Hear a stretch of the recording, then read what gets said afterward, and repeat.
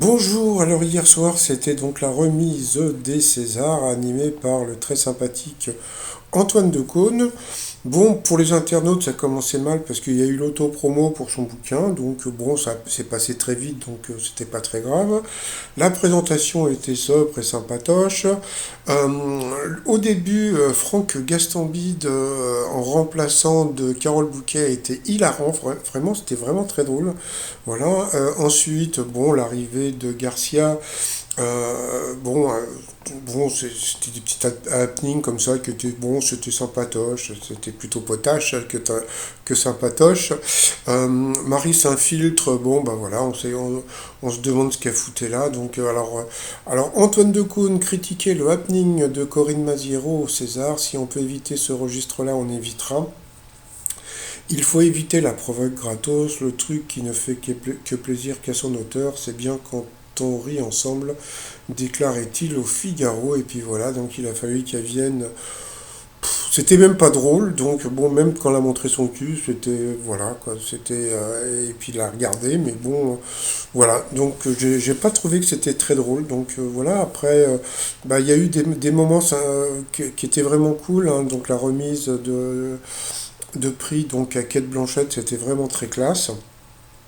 Il y a eu ça où irrespect total envers le cinéma d'animation au César 2022. Honte à Antoine Decaune et à toutes ces personnes qui ricanent pendant que le producteur rend hommage au mangaka à l'origine du film. Bref, allez tous vous faire foutre. Ouh. Et je vais m'empresser de voir le sommet des dieux, donc ouh, etc. Et puis alors bon, alors ça c'est comme je l'ai dit sur ma précédente vidéo, c'était la honte de la soirée. L'hommage à Gaspard Huel qui a été diffusé à minuit. Donc voilà. Après idem pour Omar Sy qui est venu mettre l'ambiance. Il devait être plus de minuit aussi. Donc bon bah voilà. Idem pour Valérie Lemercier qui a reçu son César et qui a été vraiment très drôle et très cool. Et c'est pareil, c'était vraiment trop tard. Donc après donc bon quand on voit les audiences, c'était la pire audience de tous les temps. Et c'est pas la faute d'Antoine Decaune, hein, je pense que c'est la faute. Alors vous allez rigoler parce qu'il y a plusieurs fautes. Alors d'un côté, je pense que c'est la faute de comment dire des ordres de remise des Césars. C'est-à-dire au début, donc bon alors au début c'est sympa, et puis en plein milieu ils vous mettent les meilleurs décors, les costumes, tout ça, et là à partir du moment on s'en fout, et à partir de là bah, on se casse. Donc je pense qu'il faut pas, il faut remettre ces Césars comme ils avaient fait, je crois, une année ou deux, il faut les mettre après. Après il y a des gens qui vont dire oui mais il faut voir ce qu'il y avait en face.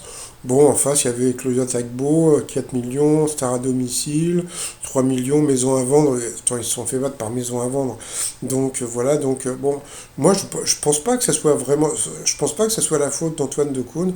Et moi de mon côté, je pense que comme je l'ai dit, c'est la, comment dire, c'est la faute de l'ordre de la remise des Césars. Et surtout, il y a un truc que personne en a parlé jusqu'à présent, et bien c'est ça. C'est-à-dire qu'en fin de compte, les gens qui étaient dans la salle, ils étaient tous masqués, alors même si on pouvait reconnaître Pierre Ninet, etc., etc., mais bon, c'est pas la même chose quand on voit les gens ou quand on les voit pas. Et donc je pense que le fait qu'il y a eu le masque, ils ont perdu quand même pas mal de téléspectateurs, donc voilà. Bon, bah, merde pour les Oscars, pour les Césars, et puis bah, désolé pour Antoine Decaune, parce qu'on s'attendait à quelque chose de différent, mais bon, voilà, quoi, les temps changent. Allez, pour vous abonner à la chaîne, c'est en bas à droite, et sinon, à plus tard pour d'autres infos, bye bye.